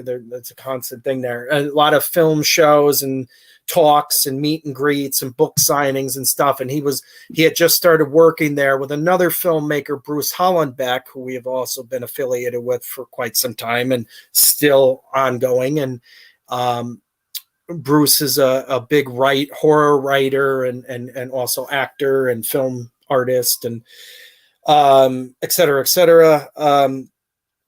Bruce played many roles in Jeff and my film called Halloween Horror Tales that's been out for some time now. Bruce was in that in several roles. I think he helped maybe co-produce or something or whatnot, but sometimes it blurs together all of it. But anyway, so we had a film festival, and it was for both. It was, I think, originally Brett Piper's films at the time, but Mark had been collaborating with Brett for quite some time, as well as producing his films or co-directing, and they've been a duo among a few others in that world for quite some time too. So it was primarily a Brett Piper film fest homage, I guess, and Mark and a few others all came up. And we all kind of mingled and mixed and hung out and enjoyed the projects. And I think we showed maybe we had an opening act of one of our projects or something, or Joe's. And so whatever. So we all hung out, blah, blah, blah. And that was almost a decade ago now. And then I think like a year later, Mark asked Jeff if he could if he'd be interested in being in one of his films, of course. I was invited as well too, but at the time I had some personal stuff going on, so what was the film that he offered you? Okay, so that was and I believe Jeff's first project with Mark, Empire of the Apes. I'm sure you're very aware of that. I was in the third one. Um, No, those are fun. no, They're fun. I I like the second one a lot. The second one's really cool. that With, was like, was that a Mark's Mark's homage to the Planet of the Apes? Is that his? yeah, Okay. yeah, but it's a little different. It's a little it's got his own flavor to it, and yeah, I'm pretty sure that was the case of the matter. But and those movies were making they were doing a lot of the reboots of those at that time too, so that helped. Vice versa. But so anyway, so I was offered. Well, Jeff, he was trying to bring us all along for the ride at the time, and I unfortunately couldn't. Again, I had some really big family stuff going on. No, yeah, just some stuff going on, and I couldn't at the time. And so at that point, James Carolus, I believe, joined Jeff. And because he's another part of some of our stuff, James Carroll, he's been in a lot of Mark's films and a bunch of our stuff, and so he joined in early on. And also another actress that's been in many of our stuff, and as well as some of Mark's adventures, is Marie De Lorenzo. Everybody hit it off on that first film there, which is almost 8 or 9 years ago now, or 7, 8, somewhere in there. And I didn't join into probably a quarter or so further down the pike after I was able to get back out and into the world again. And yeah, no, my parents had passed at the time, so I was kind of dealing with that situation. Yeah, I didn't want it to sound. I bet you were like I was having some weird thing going on. No. Yeah, my parents had passed, and I was kind of, taking a break for a minute. But once again, yeah. So anyways, everybody's allowed to catch a breath, right? Yeah. Oh, yeah. It happens a lot. You have to have those moments. But yeah, but it was, it is what it is. And so Mark and his brother, they were also based. I'm taking it they were also based in New York as well. No. Mark and his brother, they are from Pennsylvania, Wellsboro. I can't recall. I think where they grew up was kind of near Pittsburgh, I think. Or I've heard stories. I think that's where they were doing a lot of the early stuff, like Splatter Farm and some of the other shorts, and the films shortly after that, like Feeders and all that. Was, I believe, is it Pittsburgh? I think it's Pittsburgh or outside, or that's where they did the Living Dead movies and stuff. But anyway, so yeah, but currently, and for at least a little bit of time now, Mark is in Wellsboro, Pennsylvania. Okay. And that's been the site of many of the films. And a lot of the films, a lot of this more recent stuff has been, a lot of his settings are his homestead, of course, in the local town. And Ken Van Zant has a pretty good property that's been in a lot of the films. And also the University of Mansfield, where Mark also is a big impact there. He's utilized some of the facilities for some of the films, and it's been priceless. So you couldn't get on the first movie. So what was your first project that you did? What was the first one that you did with Mark? Okay. It was Shark Encounters of the Third Kind. Also written by, I believe, by John Hawk Dalton at the time. He had a lot of great lines in that, so I give him a lot of. I was, I have a lot of cool little moments in that movie. So that was in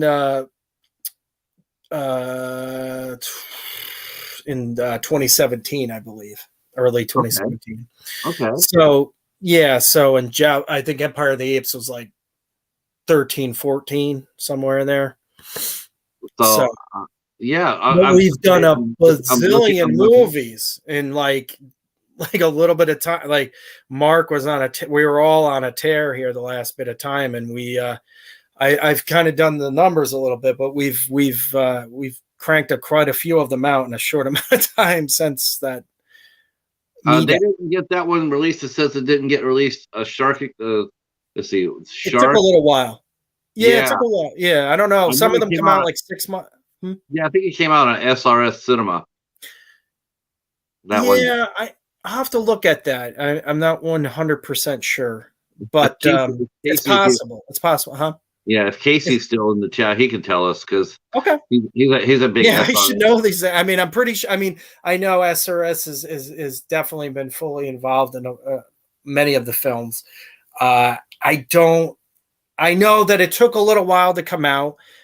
We did film it, like I said, in 17, but some of them take like Oh anywhere yeah, from he a did. month to a couple years.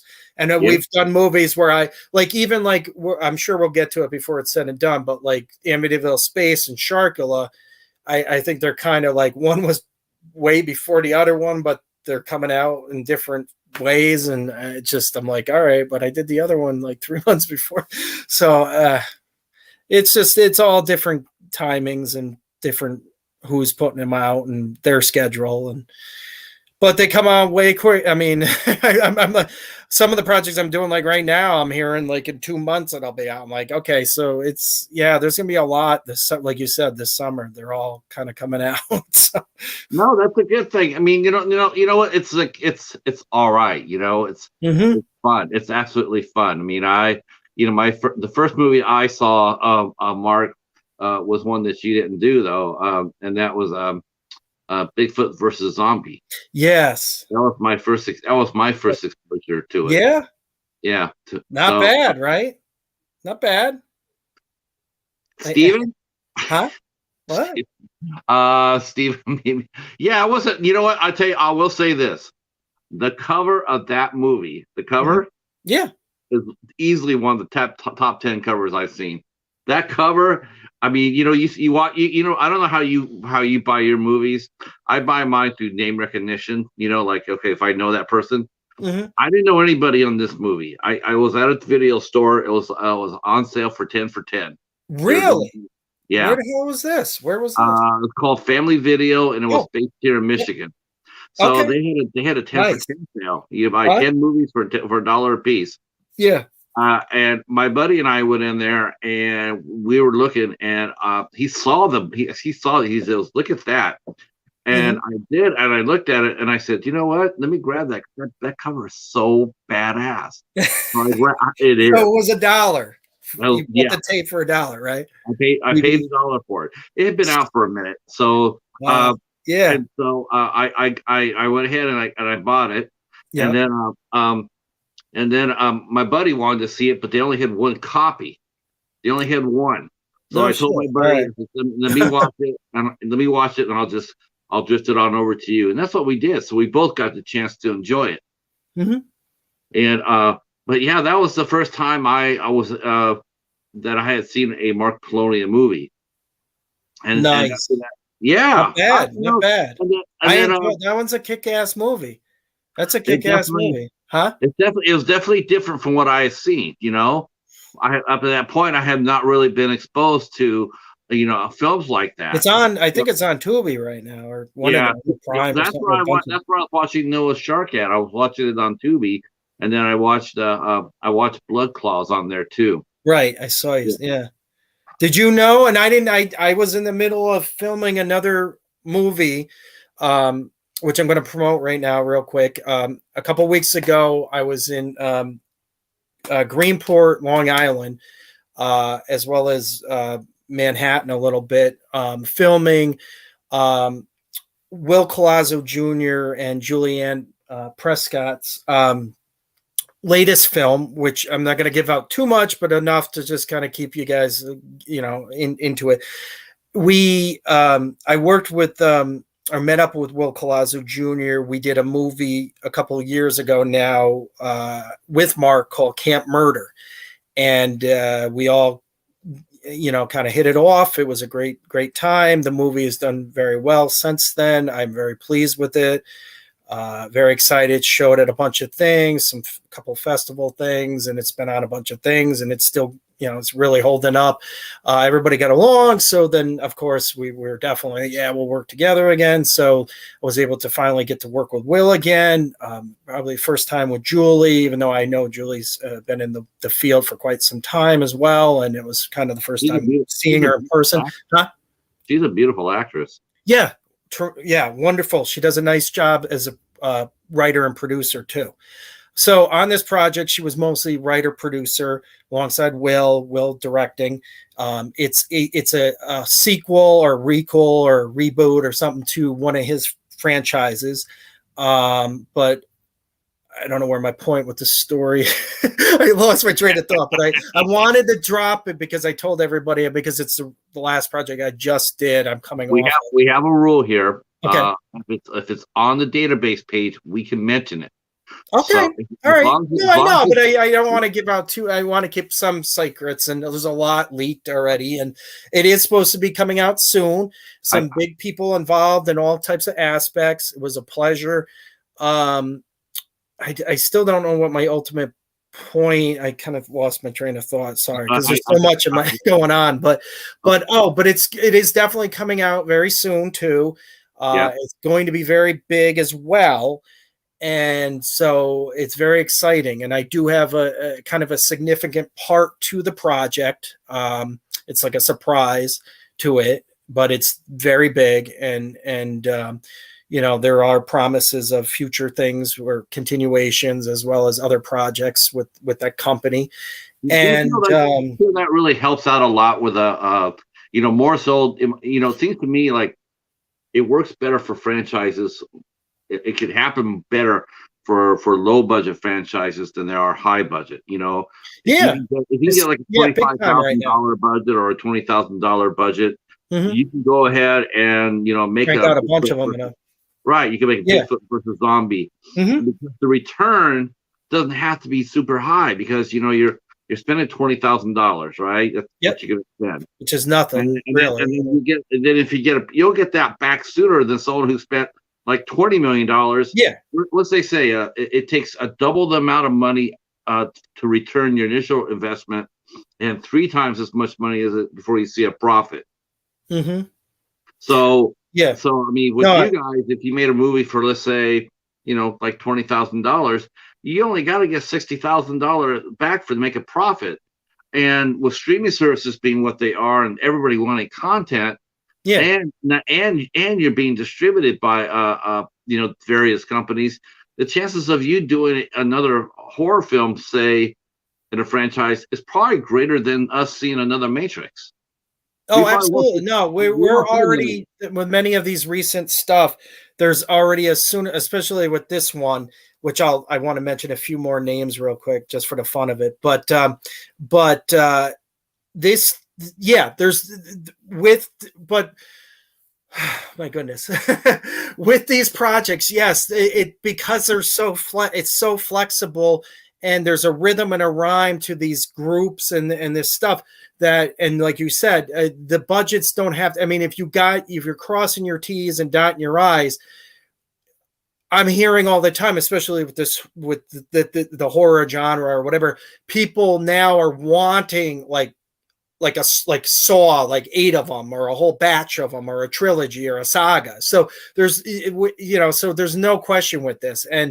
And so this is probably going to be, this one looks like a badass. It's definitely I think one of the better of the bunch.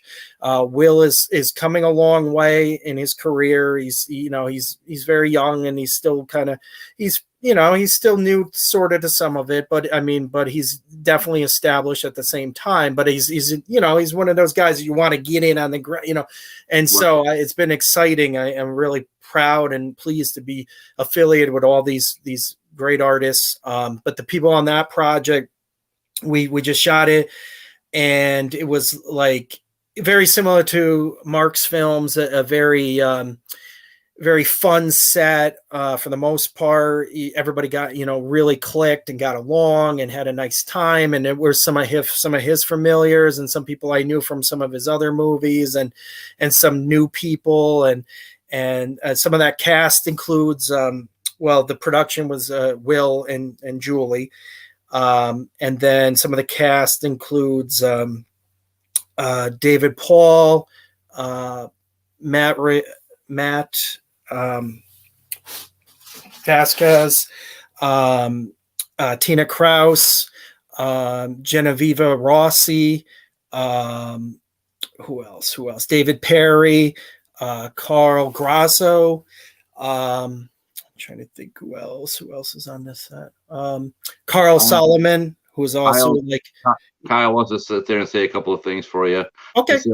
He says he hopes to work with you again, and he says you're a great guy and a great actor. Oh, all right. Thank you, Kyle. Now let me ask you a question. As well. Let me ask you a hard question. Mm-hmm. Okay, because you just mentioned stuff about Will Colazzo. You see him as a rising star, and he's working hard, and he's working on his craft every movie. Now, this is something I actually talked to me and Steven, we actually brought this up a little bit with Jeff. But let me ask you a question. Do you think sometimes that some directors stay in their comfort zone too much? Like for someone like a Mark, or do you think that they know what they know and they're comfortable staying in that realm without maybe going out further, trying to do something a little bit different than what they're doing? I mean, and, we know when Mark comes out with a movie, there's a lot of the same elements in every movie, and do you think that sometimes directors, not just him, I'm not singling him out, but do you think that some directors get too comfortable doing the same thing over and over, and they don't branch out, or they don't push themselves anymore? Do you think that happens because that's what they know? Do you think it happens because this is probably one of the rare bad things about working with the acting troupe, is that they're too familiar with their cast? Like I know some directors, they love to work with certain artists. And I remember one of my friends who's a really good director, and he got asked to direct the movie, but the first thing they told him was, you can't have these people. They gave him, basically it was the people that he's worked with before. They said, we don't want you to bring your troupe with you. We want you to cast a movie with new faces. Do you think that's a problem for some directors? Do you think they just get too comfortable? I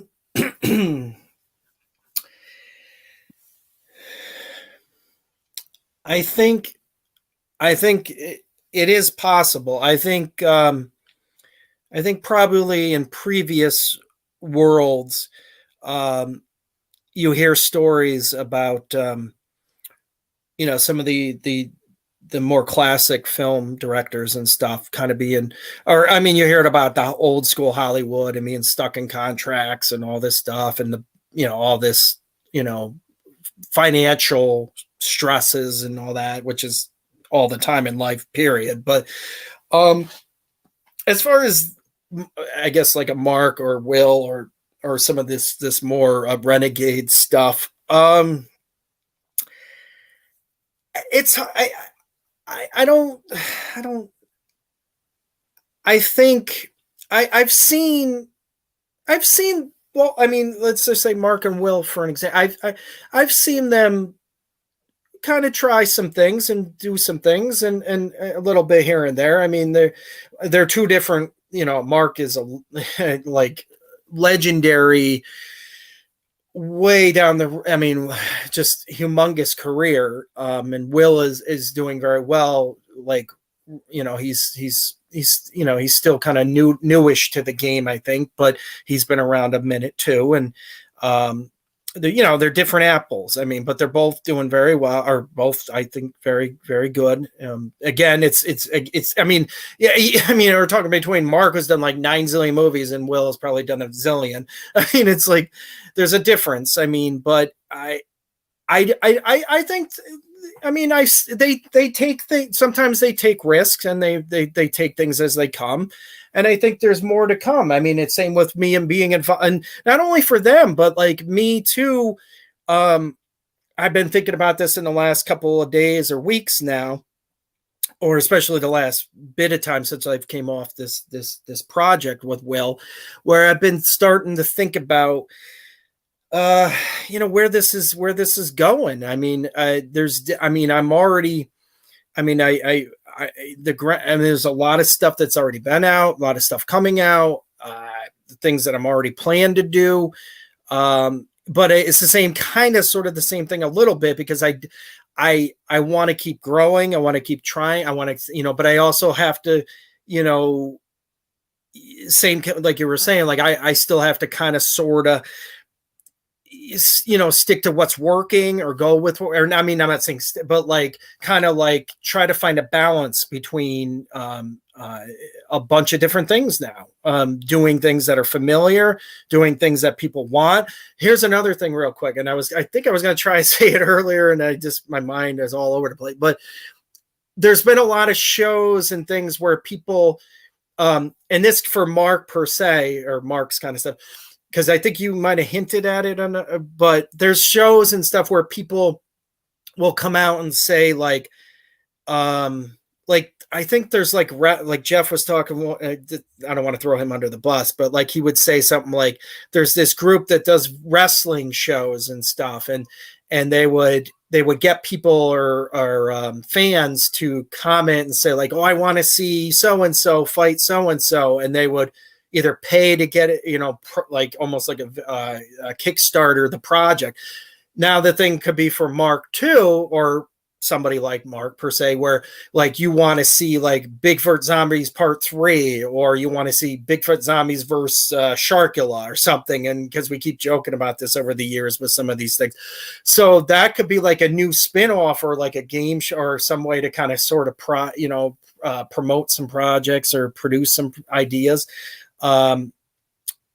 Because I think when you were promoting the show for this one, that you were sort of saying like where Mark gets some of his ideas and stuff, and or us or any of like that could be a way. It's almost like they did a show. Yeah, it was a while ago now. Like Matt Damon did that like Project Greenlight thing. Remember that, where they they would pick a screenwriter contest and then make the movie. So that's what I'm getting at. Like if somebody were to say, we're going to give you $10,000, and Mark, a fan says they want to see this, and then boom, go with it, and then we shoot it in a week, and then it's out in 6 months. So that that's a potential. And you could even do a behind the scenes or a documentary of that too, or a spin-off show, a movie within a movie. So yeah, that's another option too. Because as an actor, you want to be challenged. You want to, and try different things. Which is why I like, the Return to Splatter Farm, which I think is a straight horror film. I think it's straight. Yes. So it's sort of nice that it's not always going to be just Sharkula or you want to be challenged as an artist, both as an actor and as a director, as a filmmaker too. Yeah. Mm-hmm. I mean, you're or a screenwriter. Right on all that. Yep.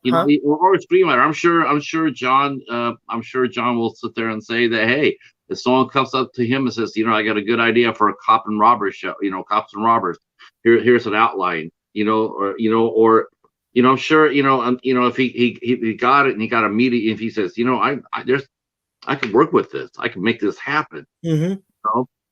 I mean, and then I think that creates, the creativity. It starts cooking, it starts regenerating the passion and the desire to, why you're in this business in the first place. I just don't know if you could keep doing the same, I mean, some actors. Right. Who was I watching? Right. I know exactly what you're saying. That's what I was saying too. That's why in the last few days I've been trying to think like I mean, because there's gonna be, like you said, like after like Sharkula comes out and all these things, and they're really like people are gonna be like, oh, we want another dozen Sharkula movies, or we want another let's say Bloody Nun, we want another, so let's say I'm attached to some of these, so then I know that I'm lined up for 20 more projects of already these projects that are already kind of sort of set in stone already. Right. But then at the same time, I want, I would like to try a drama or a romance or, so, and who's going to offer me those projects? So, maybe I have to produce those. So we're going to see where that takes us now. So, that's the beauty of it. I mean, you could create your own, or you can see something you like and try out for it. Before. Yeah. So right now it's just, I don't know what's, I just know that there's going to be a lot more filmmaking. That's all. That's a good thing. So, so how are the shoots? I mean, Sharkula. I mean, how do you get the energy to come up and do, like I said, I mean, you've done some of those projects. I mean, how do you hey, guess what we're doing? We just finished Amityville In Space. Now we're going to do Sharkula. Here you are. How as a creative actor, how do you get up for a project like that? I mean, do you ever just sit there and say, can I skip this one out, or you have to do it because it's being offered to you?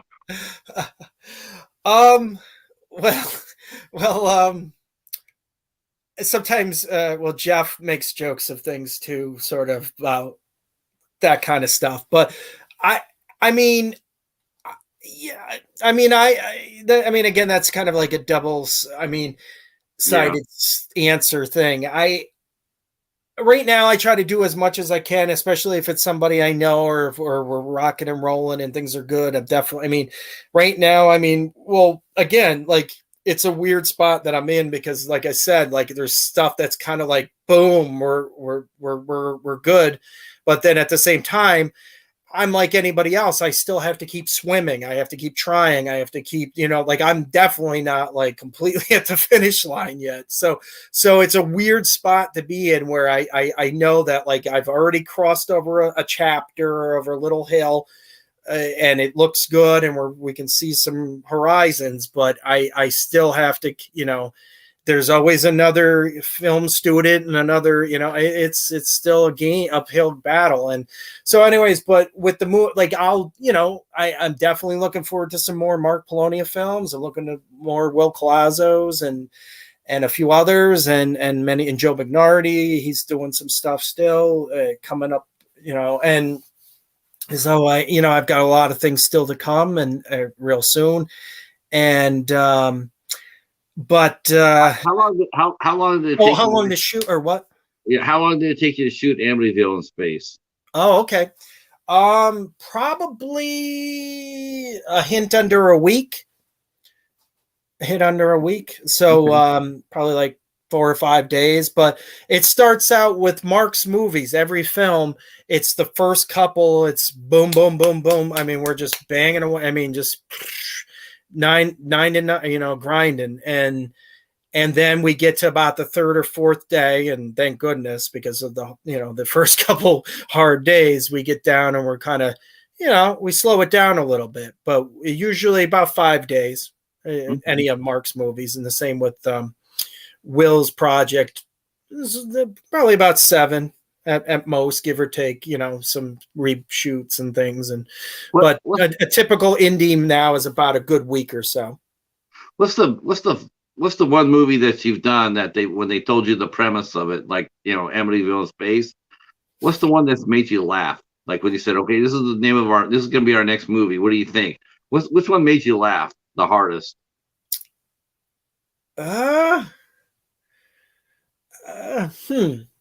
Yeah, I don't know. I think I like a lot of my lines in some of the movies. A lot of what John Dalton has wrote, like in Shark Encounters, my character says something about getting bit by a snake on the nuts or something, and then I say something like I'm tapping out or something. So we joke about that for a while, like I'm done, I'm tapping out, guys, and that's before I get eaten by an alien or something in that movie. And then there's like a lot of phrases, like things that, or like even like my basically my main scene in Return to Splatter Farm, that's kind of quirky too. That whole scene with the flashback and me and Ken, and that's it's kind of like a standalone. Like the movie is great, like it's its own wonderful straightforward, good horror movie. But that scene alone is a little, because I add my goof, as you could tell, I have a goofy energy, and you could see it in that movie with my, why do they call the place Splatter Farm or whatever? The Ken goes on and on, but it's kind of quirky. But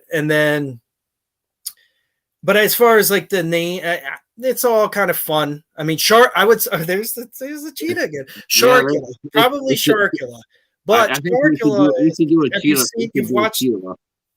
You've seen the Sharkula trailer, right? I've seen it. Yes, I've seen the Sharkula. Yeah, it's terrific. Awesome. No, it's awesome. It's awesome. The music is James Kelly. James Kelly from Splatter Farm. Oh, really? It's his score. He did the Return to Splatter Farm song for that movie, of course, but he also not only is a significant lead, one of the leads of the film, but also did that title track to it. It's catchy. It's terrific. I mean, that trailer, I don't even know. I'll have to ask Mark.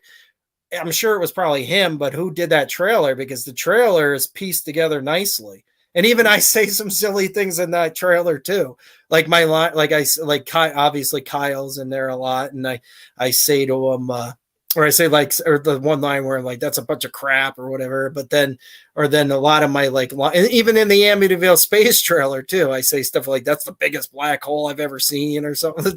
It's so goofy. But it's Sharkula, at the end, I'm yelling at Kyle and I go, I've seen something in the water or something. I have to listen to it again, but and what is it? It's got glowing red eyes, and you know what it is, and what's it called, or something. And then Jeff goes Sharkula. So it's really timed nicely, and the music is great, and just it's got to be sort of hard. Huh? It's got to, you got to tell me though. I mean, when you do some of those scenes, do you guys just ever just lose it? As far as I think that scene, I was like, it took me a minute to get into the zone on that one with Kyle. I don't remember. I don't know what the heck was going on, but man, when I finally got it, maybe 2 takes later or something, it was there. I mean, it just, but that Sharkula shoot was balls to just balls to the wall. Just still, you gotta, this is gonna be a good one because it's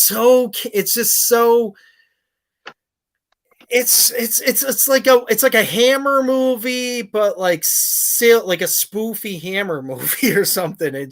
There's scenes in it that are just so goofy and silly, and it's like a Monster Mash, or everybody dancing around in costumes, and Drek was the Monster Mash, it's just really silly. But then it's that same thing again where we try to take it serious, but then I deliver it serious, but it's like I'm Shatner, really kind of tongue in cheek, the lines come out weird, it's innuendo and just but we just have fun. I mean, Mark is a just like Simone and me, and he's a ball of energy, and he just nonstop movie making. That guy, he loves the game. It's funny, he's a prolific filmmaker. Yeah, but he's very media shy. That's the first interview I've ever read of him. I know. No, he's done some. He pops. Yeah, I know. He's It's Mark. Yeah, Mark's. I know. He sometimes he's quiet. But Mark is a ball of lightning, but yes, I mean, I know that was significant. With Entertainment Weekly, right? Several interviews and promotions that recently for that one, and they did some stuff for Amityville In Space too, and a few other Fangoria. So yeah, it's huge. I mean, it's really huge, but Mark is no stranger. To some of that. Even though he's quiet about what he does, but he is more about the work. He's work ethic and just visionary. He's a hoot. He's personable. He understands the game and what everybody's got to go through, and it's just with the regulars, with most of his stuff as of late, it is like you said when you were talking about how some people just come, they show up and they have a dinner. I think you were talking about John Dalton, but you show up and it's like you're invited into the family, and Mark is tremendous with that atmosphere. I like that. That was probably because everybody gets, it's like we're a reunion every time. Yeah, when he shared that story with us, I thought it was very charming. You know, he says I thought that was really cool to hear. Let's see. I'm going to see here in the chat here. If you guys got questions for Tim, Casey's got one. He says, "How was shooting House Squatch? Does he break into a house or does he buy a house?" Yeah, shooting House Squatch was an adventure, like many Mark films. We did it probably 3 or 4 or 5 months ago now. Shot again probably a hint under a week.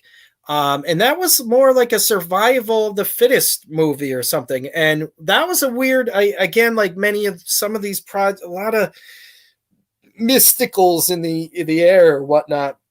What happened with that one is Mark obviously offered me a part or a piece to be a part of the project, probably a few months prior. And of course, Mark, well, I'm sure I can do it. And come on, honest to God, Tim, you can be honest here. When he comes up there, he says, "This is gonna be our next movie, and it's House Squatch."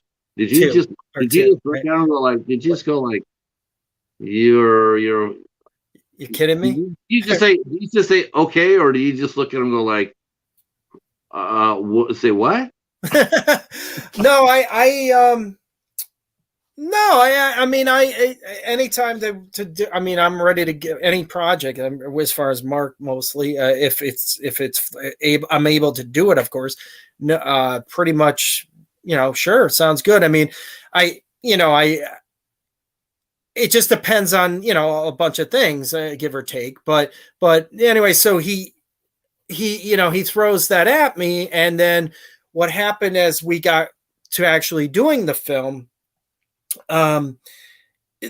we were still kind of in the thick of some of this COVID stuff, or COVID's been better, but it was still kind of hanging around. And, it's we know that it's this never ending thing, unfortunately, sort of, but at that time it was kind of up and down. So that's played a part of some of the recent years too, of, because imagine if it wasn't for, we'd probably make 9 zillion movies in a year, let alone 500. But like, so he asked me to come on board. We go down there, and as the project was going along, we had to keep sort of rewriting it because people were getting sick.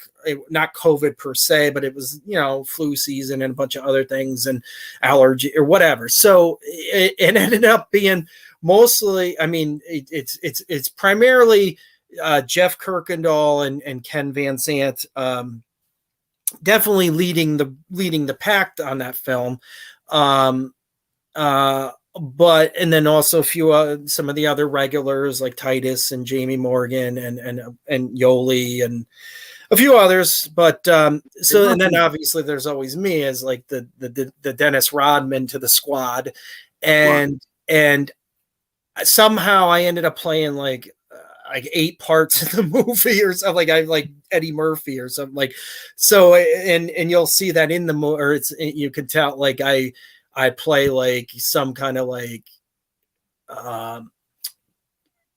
person in costume, and then I play like 3 other, I play like the cop, then I play some other part, then I play something that's like similar to my thing in Splatter Farm, then I'm Bigfoot for a little bit, then I'm some other monster. It's like a run, like I just changed, like, okay, Tim, go throw this costume on and then come back out, and then I'm like, all right, like, and then we're sort of doing the COVID thing, so I've got the mask, like I've got 12 masks on. Jeff has done that too, where like we all have to wear, sometimes wear the mask if we're in close, because of COVID, right. And then I've got another mask, then I've got some other head hat on, and and I'm like, dude, can I breathe in this thing? Then this heavy costume, and but House Squatch is mostly more just it's just basically Bigfoot back in the community. It's really not per se like anything to do with a house or whatever. But there's a lot of these lately. There's a lot of these types of movies out where they're blending these titles and some of these things together. But so I mean that's just the general of that title. But it's more that the Bigfoot has returned to this community again, that it's familiar with, and we're all dealing with it. But I again played like the hero, then I played the bad guy, then I played like victim, then I played so it I became sort of a major piece of that movie by default. I was like sort of kind of just like one supporting part originally, and then because I was there and it was like every day somebody was like, no, I can't make it today, oh, we got to rewrite this, and because just things happen. But at the end of it, it ended up being like sort of like, I mean, I'm not trying, like I said, Jeff and Ken definitely, hats off to them.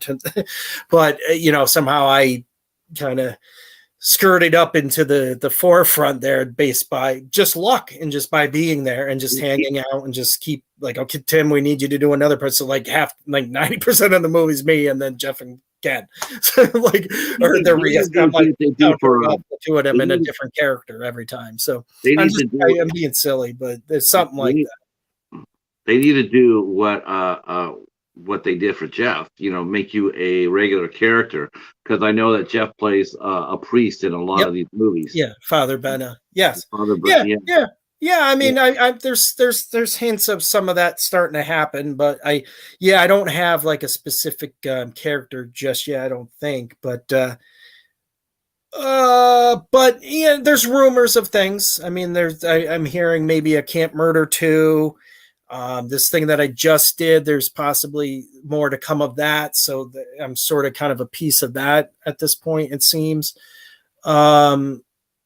So yeah, I'm gonna probably have some reoccurring titles or themes or stuff like that. But I'm sure eventually more that'll happen. I mean, inevitably. But trying to think if there has been where but yeah, I mean, we're talking about. I think Mark said something about maybe a Jurassic Shark 3. Even though I kind of got bitten off in the last wink in the last one, we know I can come back. No, you'll come back like Tara Reid did. So Steven mentions he says you mentioned that you like to do a ghost town type movie earlier. Think something you might want to write yourself, or maybe doing something on your own. Would you collaborate with somebody to write a script, or would you maybe have John do it for you, or maybe ask him to do it for you? Hey, can you help me? Yeah, I've been talking with John a little bit recently. I'll see. I'll ask him, and we'll see what happens. Or maybe he'll do it, or maybe Mark will, or we'll all do something. Yeah, or maybe I'll do it and bring them on board, huh? I think a good ghost town story. Actually sort of like, straight horror type of ghost town story. I think it actually would work. Mm-hmm. Yeah, we could do that, no problem. I have tons of Ken's building, Ken Van Zant's buildings are very rugged and look like a ghost town or an old barn, and all like in Noah's Shark. That barn that's in that or part of the ark is part of some of his property. Yeah. So maybe Father Benna had something close. Maybe. I could play a cowboy. Well, I'm thinking you should let Father Benna out there to help them find blood claws. That's just no, I wouldn't do that. I would not do that to you. Okay. Listen, Tim, I want to thank you for coming out, man. This has been a hell of a lot of fun. Yes. Steven said you would be an awesome guest, and you definitely were. I actually tell you the truth, I really enjoy just sitting back and just letting you go. You're fantastic, and it's I really do hope from the bottom of my heart. I really do hope for you guys all, everybody. I hope that Amityville In Space does what I hope it does for you. What Sharknado did for Tara Reid and for Ian Ziering. They basically saved their freaking careers. It's like they weren't really doing anything. Where you guys Yeah. are, you guys aren't quite in that position, but Yeah. I want you guys to get to that point where it's like, maybe next time they do the second one, maybe they'll do it and they'll give you, some Sharknado type money. Maybe Sci-Fi Channel will sit there and say, hey, you did that on $30,000. We'll see what you do. 300,000 wouldn't be bad. Yeah, we'll see what you can do with 300,000 or Yeah. 3 million.